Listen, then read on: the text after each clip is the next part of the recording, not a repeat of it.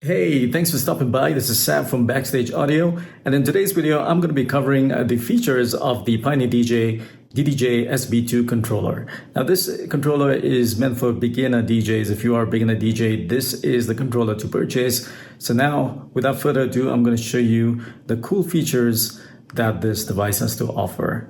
Now, in my previous video, if you watched it, I had spoken about the features, but the unit was not turned on. So in this case, I do have the unit turned on with a couple of music tracks. So it's easier to actually demonstrate what features are and how useful they are when you are mixing or learning to DJ.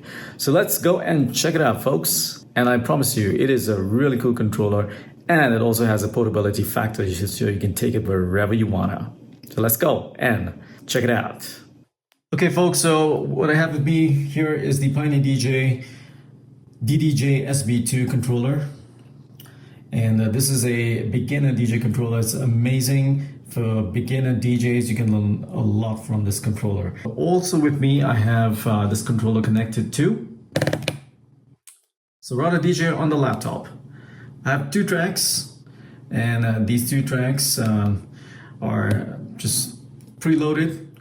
If you haven't watched my previous video on this controller, make sure you do. I explain how to load tracks onto this controller. This is deck 1, this is deck 2. I'm just going to show you one because this is a mirror image of this one. Okay, so whatever happens here happens over here as well. And I'm just going to go over each controller. Like I said, in my previous video, I just showed it to you without this controller being connected to the computer. So I just want to show you what it can do, some features. Okay, so first things first is you have pads over here, as you can see. So this is, but above the pads, you have hot cue. So there's a hot cue, there's auto loop, there's menu loop, and there's sampler. I use these a lot. I don't use sampler too much, but hot cue, auto loop, menu loop, I use a lot. Now, if I click on hot cue, controls these 4 pads. Okay, auto loop controls the 4 pads, same with menu loop and sampler. This is a play pause. If you want to play a track, you can pause it as well. You also have a cue where, say for example, you've made cue points on your track in Serato DJ, you can just press on cue, okay, and it should play. You also have sync. Say for example, you're mixing 2 tracks together from deck 1 and deck 2, and the track is coming to an end on deck 1 and you want to mix it to deck 2. Use sync, and seamlessly you should be able to sync it with less time left on track 1. You also have shift. What shift does is it deactivates these over here. So if I want to deactivate auto loop, just press on shift, and like you can see here, it's blinking. Okay. It also does deactivate these pads over here. So for example, it's an auto loop here and this is lit up. I click on this once and I can take it off. Okay, so it's gone. Right? The light is gone. Okay, so that's that. I am gonna not move further, but I'm gonna play this track and show you what these things can do. Okay, so I'm gonna go back to hot cue and I'm gonna play this track. So now also make sure if both faders are on top, this has to be in the center, otherwise you won't be able to hear the track. Okay, so I'm gonna play this track.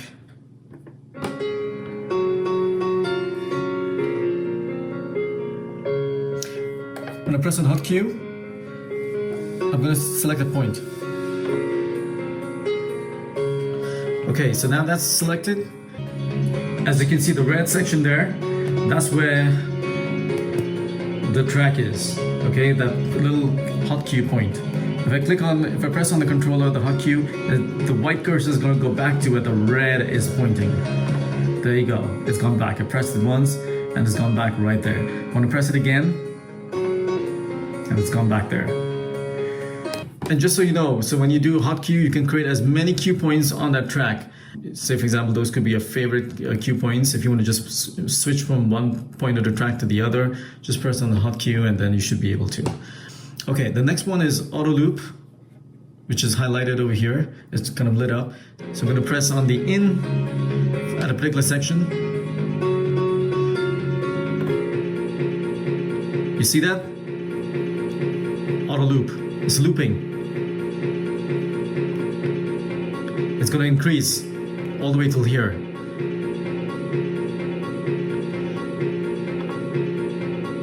Some more. Some more now.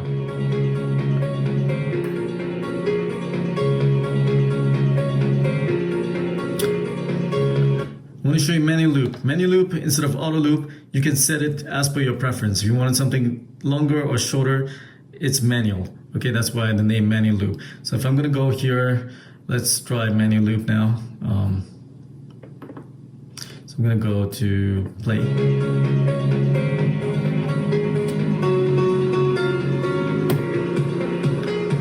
I'm going to select the section where I want this to keep looping. It's looping.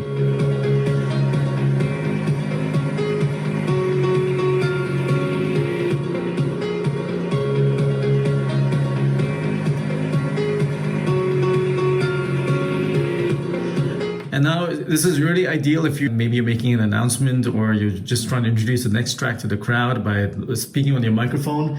This comes in handy, so it just manually loops that particular section, and then once you've introduced a track, you can click on exit, and when you click on exit, it starts moving further down. Okay, so it's an absolutely awesome feature. So I'm going to increase it and I'll show you what exit sounds like.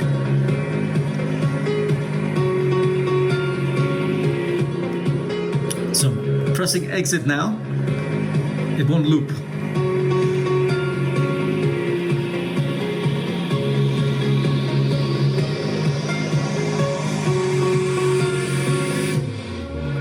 You see that? It didn't loop. Okay, so that's menu loop, and of course, like I said, I don't use sampler too much, but sampler also you can just create samples, using these pads. I want to show you what pad trans sounds like. I've activated pad trans, and this creates effects. If you're mixing from track 1 to track 2, this is great to use, especially when you're doing the mix. Okay, mixing the 2 tracks. You have 4 different effects.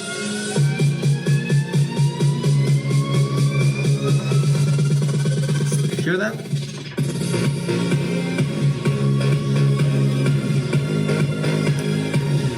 Let's check out the next effect.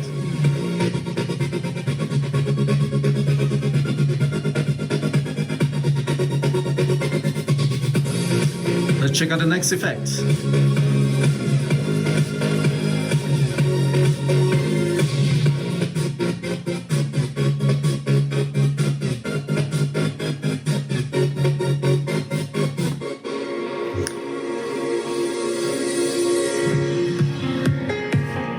Let's check out the next effect as well.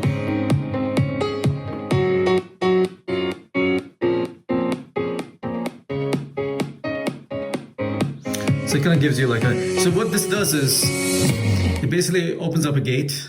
It's kind of like a gated effect. So that's what pad trans does is for these 4 pads. I'm going to deactivate it. So we've covered that. Also vinyl. Vinyl gives you that vinyl effect. So if I'm moving the platter, it'll give you that woko, woko, woko, kind of a vinyl effect, like so.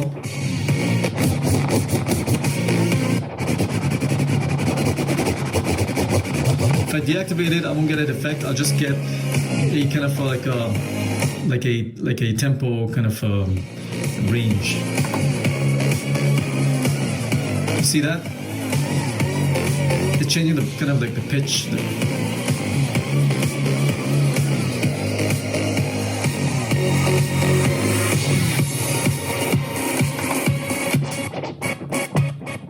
Now with vinyl on.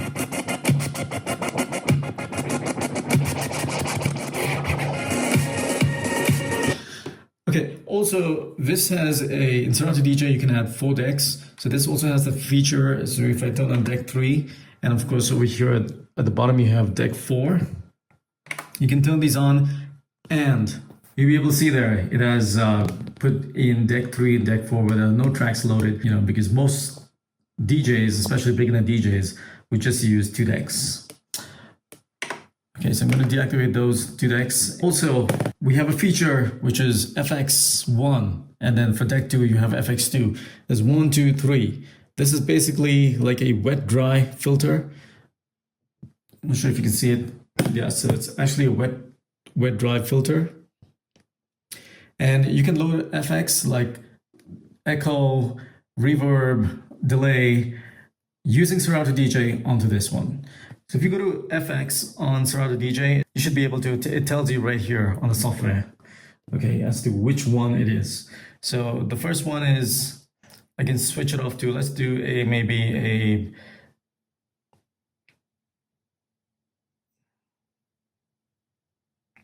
a pan delay. The next one is a phaser, that's fine. Third one, we can do an echo. So echo out. Okay, so now with the FX turned on, let's hear what it sounds like. So I'm going to turn FX 1.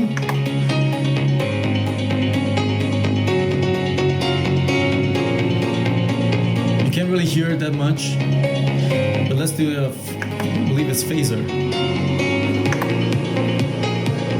You can see those. You can hear it. Let's do an echo out.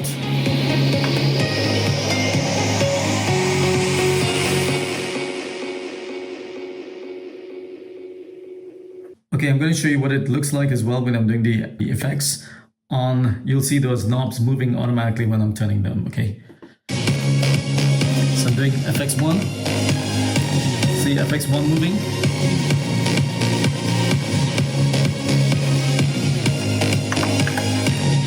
FX2, phaser, echo. This will cut the track off completely. When I release it, the track will keep continuing.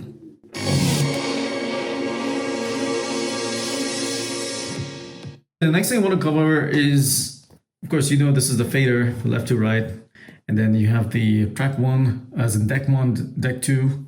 Also, you have a low pass filter, high pass filter for deck 1. Deck 2 has the same thing.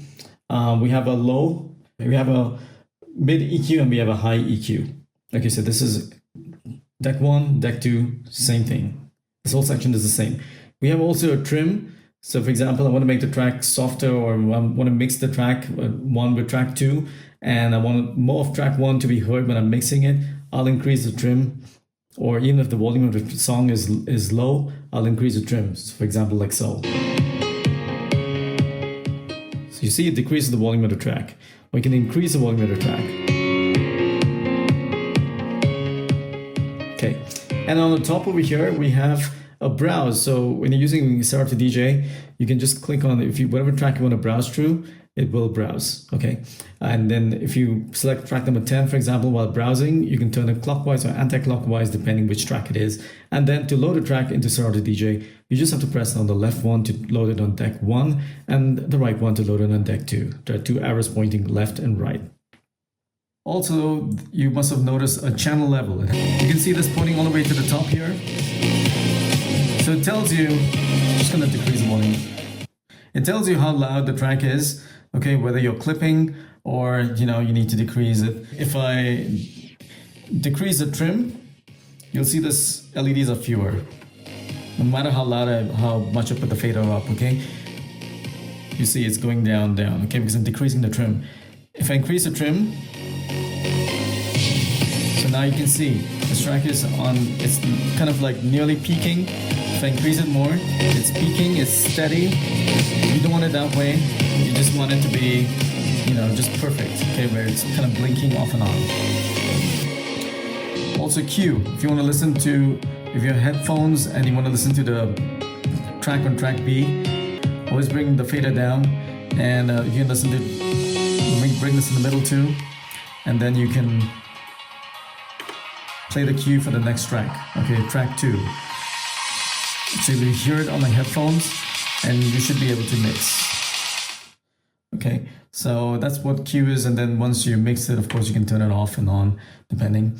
Yeah, that's pretty much summarizes, you know, the Serato DJ Live is a fun controller to actually learn DJing. It's a really cool controller, and it's portable too, so you can just take it on, you know, if you have like house parties or or you know playing for a few friends, I wouldn't really suggest taking this controller to a club.